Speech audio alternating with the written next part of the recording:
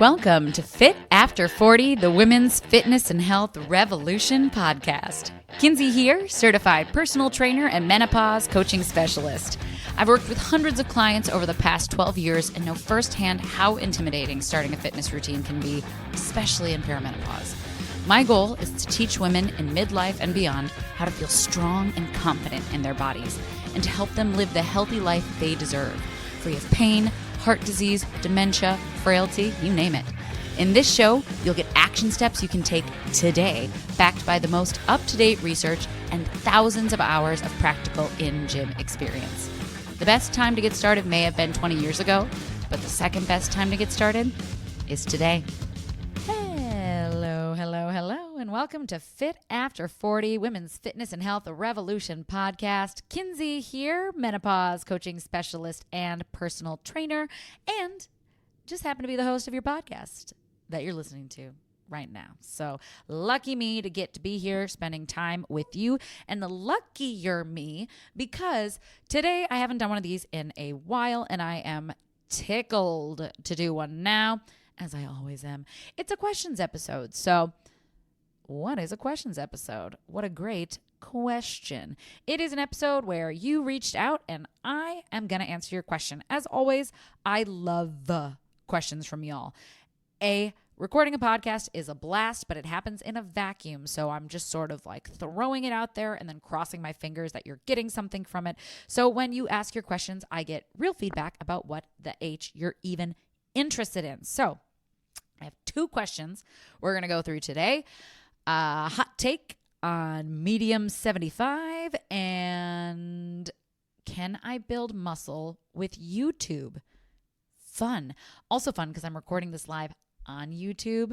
I don't have the YouTube set up yet. That's like my down the line 2026. Full disclosure, I don't know why I'm saying that. My goal for this year with the podcast was to start doing more interviews, which if you listened to last week, I kind of accidentally just dropped it in mid-sentence. But we do have a couple of people coming on the podcast in the next month that I'm very excited for, both in more of the one is more of like the functional wellness side, nutrition, sleep. We're going to talk about sleep. And then a nutritionist who I am going to be doing a collaboration with in March is coming on to do, I believe we're going to be doing a 2-part episode, especially around women in midlife. So both of these women have work pretty much exclusively with women in midlife. I'm very excited. If you have people you'd like me to bring on the show, I'd also love to hear that. But as always, in the meantime, drop your questions because this is wonderful. So let's dive in, shall we? That was all just to say that if you're watching on YouTube, that setup is going to be like a 2027 thing, or maybe not. Who knows? Maybe it'll be like mid 2026. But for now, we have this beautiful little light. And that, my friends, is Hollywood. Okay. So medium 75. What is it? You know what? I probably should have looked this up beforehand, so I'm just going to pull it up. So there was a thing back in the days called hard 75. Man, I don't even it's not even back in the days, right? It is still going. It's a challenge. It's a fitness challenge. And I have had so many people come and say that they've tried it before and just maybe got through it, maybe injured themselves, maybe got a couple days in and were like, this is insane. So it's just first thing I Googled, choose your diet and stick with it. No quote unquote cheat days, cut out all the booze, do 2 45-minute workouts every day. 1 must be outside, drink a gallon of water every day, read 10 pages of a motivational nonfiction book every day, and take progress pictures of yourself every day. I didn't know that one, but it continues to be dumb. So hard 75 is not the point of this conversation. I think I've talked about it before. I got issues with medium 75. So, I got issues with hard 75. So that is hard 75. It was a big trend. It still is. People like it as a reset. And really the only people who I find that thrive on a longevity, who really do well with it are generally men in their 20s, because they have the time, they have the hormones, and that's how it is. So to all my people in perimenopause, you'll probably feel like garbage. Because here's the deal, and this is the same with the medium 75. None of this is inherently bad. I would love for you to move more. I would love for you to drink water. I would love for you to do some nonfiction reading or podcasting because you learn a lot, right? But I'm getting ahead of myself. None of it is inherently bad. However, it's the approach that makes me a little bit crazy. So again, I just Googled 75 medium. So someone out there is probably like, you got it wrong. And that's okay. I'm okay with that. I'm not perfect. So again, a 75-day challenge, which is less strict than 75 hard.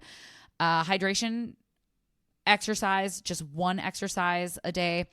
Hydration, you're drinking half of your body weight in pounds. Diet, choose one and then stick to it 90% of the time. No booze, I guess. I've heard that you can do it with like a celebration. Personal development, read or listen to 10 minutes of inspirational content. So that could be a podcast. Mindfulness, meditate or pray for 5 to 10 minutes a day. And progress photos, I guess you still have to take one photo of yourself every day. The big medium is that they're more flexible with it. So it's more realistic with quotes. And there is more forgiveness because I guess if you do 75 hard and you slip, then you have to start over from day one. And I guess the focus is more on discipline and improvement rather than just weight loss. Okay. So again, none of this necessarily is bad, right? It's all good, probably in a lot of ways. Personal development, how wonderful. I love podcasts. I listen to them in my car. I probably listen to at least an hour of podcasts a day, and most of the books I read are nonfiction or sci-fi because that's just who I am as a human. I like to exercise. I'm going to actually save that one. Hydration. Again, I think hydration is very important, right? Obviously, we're a lot of water in these human bodies of ours. Diet, I hate the word, so let's just call it like nutritional protocol. Now we're starting to get a little iffy because they tell you to pick one like low carb or keto, which is essentially, low carb, all those things. And I feel like nutrition protocols can get very diet culture. It can get very like restrictive versus like abundant. So that one already like maybe if they were like eat more protein, I'd be like, yeah, great. I love this. That's a great thing. My big issue overall, and I'll just say this with the exercise. Okay. I have so many feelings. Kinsey, breathe. So let's just talk about the exercise. 1 45-minute exercise every day. Now, I'm sure if you were to read about this, they would have more details about like what this exercise could look like. But I have worked with so many clients. I have done so many client intakes where people are under the impression that exercise is only beneficial if they're doing it every day, when the exact opposite is true, especially when it comes to something like strength training. For one, we've talked about this on a couple podcasts where you can get up to 80% of all the benefits you're going to get from strength training from a well-designed program 2 times a week. And you can get up to 90% of those benefits with a well-designed personal training program 3 days a week. And then for a lot of us, especially if we're starting out at sort of the beginning, which is where a lot of folks doing 75 medium are starting, you get diminishing returns, right? Because you're not getting time to recover. So you're not really able to show up 100% to each workout. Not that you have to be 100% each time, but you're still tired. Your muscles haven't had time to repair. You're starting to tax the nervous system because, again, exercise is a nervous system response. Chances are you're probably going to injure yourself or burn out before those 75 days are up. Now, if they were a little bit more clear, like move your body for 45 minutes every day, I do love that. But again, my issue here is looking at movement as a very specific, concentrated thing when we know that for overall health, 2 to 3 days of strength training, finding a little bit of time to work cardio for your heart, but most importantly, moving more throughout your day, right? So again, this just sort of positions it where like you get healthy by doing 45 minutes of movement.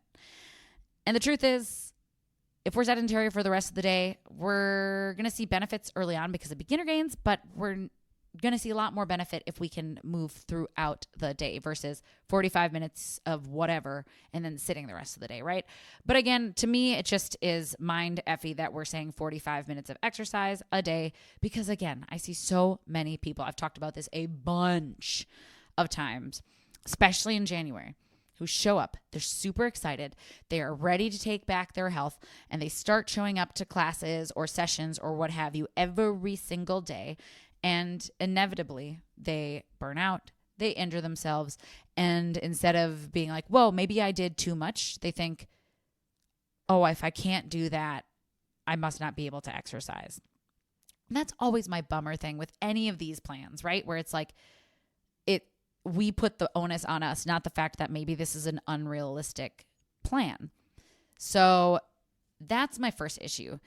My other issue, and I've talked about it in pretty much all of the podcasts that we've done on goals, so definitely go back and check those out, is that when we are trying to make a change and we want it to be sustainable, so we want it to last a lifetime, it's hard enough to just do one dial mover, right? Like just starting to show up 2 to 3 times a week. And again, I've worked with clients for over 12 years now. Just starting to get into the momentum of 2 to 3 workouts a week takes a lot for people starting out. We got busy lives. You got jobs. Maybe you have kids. Maybe you have pets. Maybe you have a full-time, maybe you're in school. Maybe you're caretaking for a parent. There's just a lot going on, right? So it's hard enough to just try to do smaller versions of one of these things versus all of these versions, like harder, even the medium versions of all of these things every single day. So that to me is just sort of a recipe for failure, because even if you sustain it for 75 days, the likelihood of you getting to the end and feeling like I can keep doing this is probably going to not be the case. A lot of times when we take on everything all at once, it's similar to what we just talked about, where we get to the end and we're like, oh my God, that was so hard. Thank God it's done. Back to what I was doing. I'll just do this again next year. And that is not how we stay healthy, right? Healthy isn't from a 30 or 75 day protocol. It's from little things that we show up to throughout a lifetime, right? It's not 75 days and then we're off for 3 to 9 months before we do it again. We stay healthy and we see the best, longest lasting benefits when we can do these things repeatably over our lifetime, which is why choosing just 1 or 2 of these things at a time. The other thing is that, and I haven't really figured out how I want to articulate this exactly, but I've been feeling it a lot when it comes around like to food. Like I mentioned, I am I'm putting together some collaborations with a nutritionist who I love, Brandy. I will add her Instagram into the show notes for this. But one thing that we've really been talking about is how our relationship to food as a society has really pivoted from what it was ancestrally. And now we're in a place where when we think about eating protein, when we think about eating whole foods, they get termed as healthy foods, which is a lot of times just code for like diet foods. So we're taking these foods that are our natural fuel and we're looking at them as like the exception versus what should just be pretty standard. Right? So when we do something like a 75, medium, hard, soft, whatever, we're taking all of these healthy things, yes, but we're making them, it almost just feels like we're dissociating from the fact that, yes, they're healthy for us, but they're not the exception. Like these aren't novel. These are things that our body needs. And something like this, where we make it a challenge, where we make us do it all at once, where we make it really hard, where we're taking progress photos, it takes something that we should just be looking to start doing forever anyway, because it's naturally healthy, and making it something that is like, ooh, it's novel. Like this isn't normal. We don't move often. We don't choose these foods that are naturally robust for us. I'm drinking so much water. Like I said, I'm having trouble figuring out exactly how I want to articulate it, other than like, to me, when we're working on getting healthy and when we're looking at goals, no matter what the goal is, whether it's weight loss, muscle gain, energy, getting rid of brain fog, helping to grow better bones, like we really want to see the holistic picture. And the holistic picture isn't radical. Like, these things aren't radical things, right? They're things that our body has been doing ever since humans came to be. It's just that now we're so far removed in our society from healthy, natural habits that they've become these sort of like challenge habits. And that just innately puts, like, to me, it just adds this barrier to entry that makes people feel like they're almost unachievable. Or if they are, like, it has to be something that I have to do all at once and it's got to be really hard. Maybe that's what it is. I'm worried that people are going to like look at this and think that even if it's 75 medium, it's still going to be hard to do. And the truth is, it doesn't have to be. I want you to be healthy. I want your mom to be healthy. I want your dad to be healthy. I want your kids to grow up healthy. I want them to come into their 30s with peak bone mass. I want them to muscle on their frames. I want them to be metabolically regulated. And the truth is, 7 to 9% of America is healthy, has a healthy metabolism. That's it. 7 to 9%. I'm definitely not in there, right? I got IBS, so like I'm still doing my own darndest, but I starved myself for a long time. I overexercised for a long time. I still fall into the category of burnout every once in a while, right? So these are all things that I'm still working on. Some of them are in the past, so I'm working on healing my gut from them, and things like the burnout and stress are the things that, like, I take 2 steps forward and then I burn out and I take 3 steps back, right? But these things, I don't want them to feel like such a far grasp for us. I want them just to be things that are gentle and supportive, not something that we have to like beat ourselves into and then feel a lot of shame when we can't do all of this all at once. So as always, 1, not 75 days of medium, soft, hard, whatever bear, like Goldilocks and the 3 bears you're choosing. Like, just choose 1 and choose a doable. Remember, we always talk 9 out of 10 doable. So that's really my big issue overall. And then the daily progress photos. You guys, we don't need progress photos daily. I do love progress photos. I really do. I think they're a great way to ditch the scale, but our body doesn't change enough each and every day to see massive progress, right? This is like, you take a progress photo day 1, you take a progress photo day 30, you take a progress photo day 90, you take a progress photo in 9 months, right? Our body changes gradually when we show up to things gradually. So that to me is just another way where we keep it hyper fixated on the external and don't focus on the internal benefits. And to me, and with clients, it is a lot easier to show up sustainably when we really focus on the holistic benefits. There are tons of studies that show the incredibly high amount of people who have lost weight who gain it back, right? Because they've done it in a way that's unsustainable. Maybe they lost it too fast. This one, you are technically potentially building muscle. But the point is that when we keep it just on the external, and when we do it in a way that is such a lifestyle overhaul, even if we get the body we quote unquote always dreamt of, it's going to be really hard for us to keep it because we got there in a way that was really challenging. And with all these progress photos, it really keeps it about that versus like a metric that is part of a greater whole. So yes, we have progress photos, but I'm also measuring things like my energy throughout the day. Am I having my 3 p.m. crash? Am I sleeping? Am I still losing hair? How's my brain fog? Can I say words? Do I walk into the room with my glasses on my face, but I'm looking for my glasses, right? There's a whole lot of things that taking care of our body. Is our DEXA number going up? Are we, it's like we have, how's our blood level work? There's so many other things. So I like it that it's not 75 hard. I don't love it still because I think I've seen people approach goals in a lot of ways, and this looks a lot like a lot of the ways where I've seen people fall off, if that makes sense. The person who asked me this question, I actually got this video a couple times. It was this really like gorgeous athletic man who was like, I did 75 hard last year and it wasn't even that hard. It was just inconvenient, which I was like, LOL.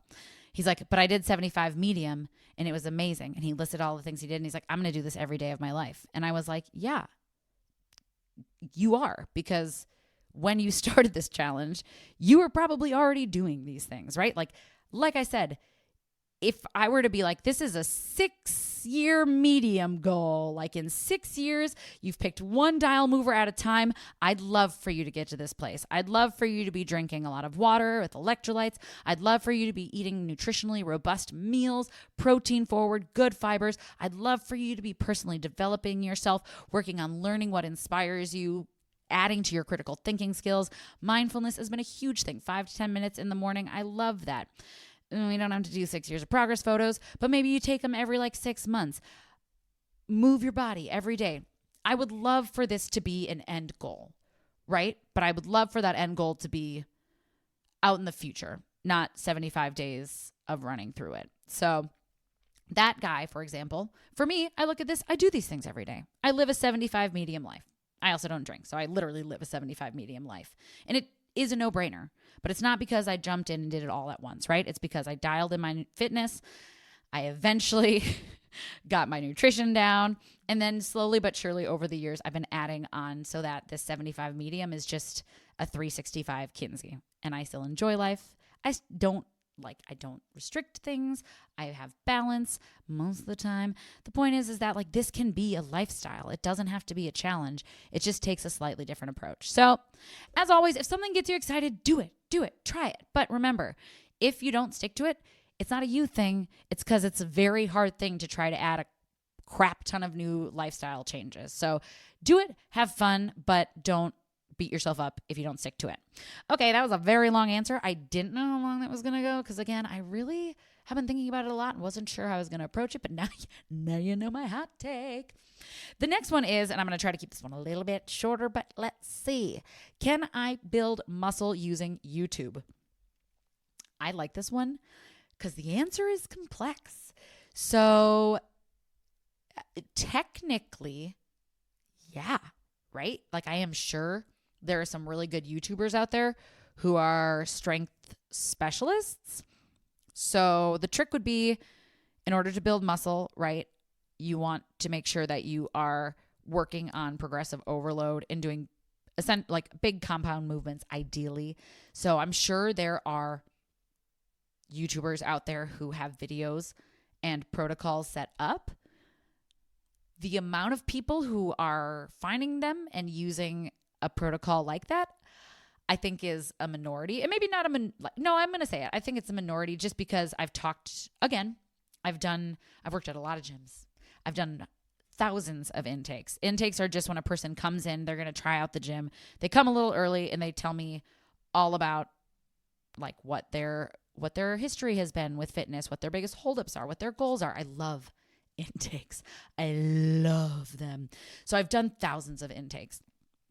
And one very common through line is, I do a lot of workouts at home and I just use YouTube. Great. I love that. It's a great resource. Obviously, we'll get there. Great. And I say, okay, great. So what videos do you do on YouTube? Oh, I just kind of search that. I kind of search this. Sometimes I do dumbbells, maybe a little bar stuff. I do yoga once in a while. I do a dance routine. Again, all very fun. However, if we are looking to progressive overload, we need more consistency with movements. We need to build that skill, and then we need to continue to challenge that skill. So if we're just kind of throwing things at a wall and we're doing maybe a lot of squat to press and lunge to curl and whatever, all these like little things that like maybe my arms are getting big, but my legs aren't getting enough weight to stimulate them, or we're not getting in the rep range to find that like close proximity to failure. And even if we are, if we're not doing the same workout for a couple weeks in a row, we're not going to find that progressive overload on that skill. So that's where it can kind of get tricky. If you know how to look for the right kind of workouts, you can find them. And there's a lot to be said for newbie gains, right? So as always, if you're just starting to do something after not having done something, you're going to feel some change in your body because your body is just super excited to adapt to the stimulus that's putting load on the muscle and bone. But eventually you're going to have to get a little bit more specific with your programming. Unfortunately, I don't really have knowledge of those types of YouTube videos, but again, I'm sure they exist. YouTube has everything. So just do a little bit of research. The one thing that I would say about YouTube is it's a great way to start. It's generally free. Some of these have subscriptions. As always, though, whether you're doing it on YouTube, whether you're working out on your own at a gym, you are missing out on form, right? And you're probably missing out on those fundamentals. So as always, it truly is worth investing in at least a couple sessions with a personal trainer so they can tell you what to focus on, movement imbalances. Maybe one side is more dominant than the other. Maybe your squat pattern's super off.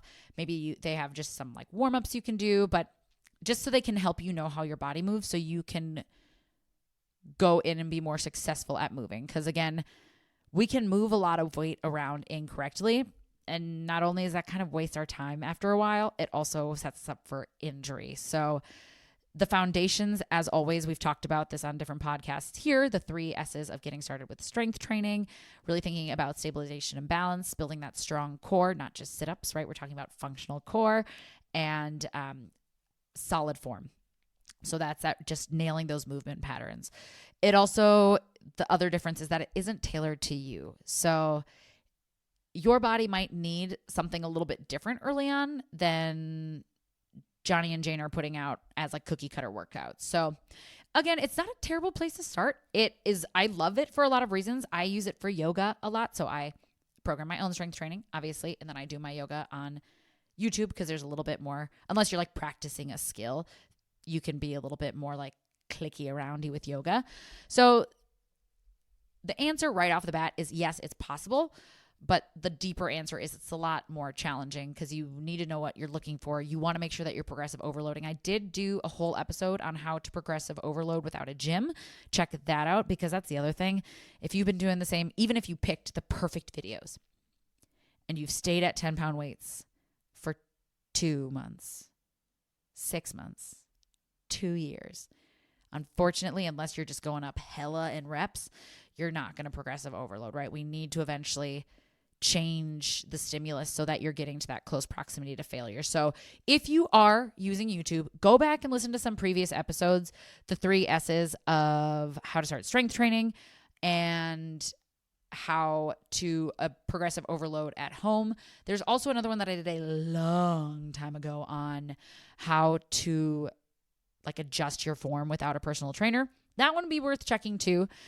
And just do a little bit of research. Just putting a little bit of time in right now will go a long way down the line. Because again, your time is precious. You don't have time just to throw spaghetti at the wall. And if you do, that's pretty dope. Maybe invite me over. I've always wanted to actually throw spaghetti at the wall. I've never done it. So I hope that these were helpful. I feel like I did a little bit of my rant thing on Medium 75. Again, if you're like, Kinsey, I'm really excited about Medium 75. Hell yeah. Do you, sister?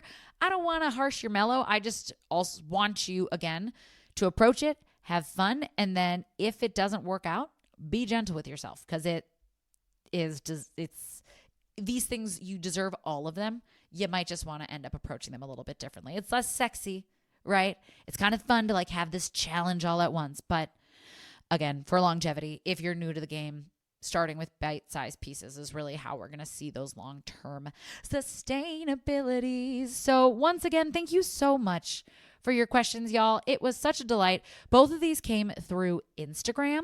So if you want to DM me on Instagram, kinsey.does.the.fitness, or you can hit me up with an email, kinsey@fitafter40.info. 40 is for 0, the numbers. And if you got anything out of this podcast, please, please, please feel free to share with a friend, like and review. It goes a long way and it lets me know that you're getting content that you like. I would love to see those numbers go up because like I said, it is so much fun to do this. Sometimes it's kind of in a vacuum. So that just gives me information that you are getting value from these. And if you're not, hit me up on one of those 2 ways and let me know what you would like me to talk about. And stay tuned because February, we're going to start loading in our guests. So that's pretty darn exciting. And if you are looking to get started with your fitness, we are offering, me, $100 off your first month at Fit After 40. We've added some new cohorts. So if you're in the Twin Cities, we added a 5 p.m. on Tuesday, Thursday. If you are not in the Twin Cities, we added an additional online cohort at 5 p.m. on Wednesday. That's Central Time. And then 10 a.m. Central Time on Saturday. So again, 2 days a week goes a long way. And if you're doing 75 hard, it'll give you 2 of your 7 days. So get after it. All right, y'all. Until next time, take care of your beautiful body and brain because you are so stinking worth it. Aroo!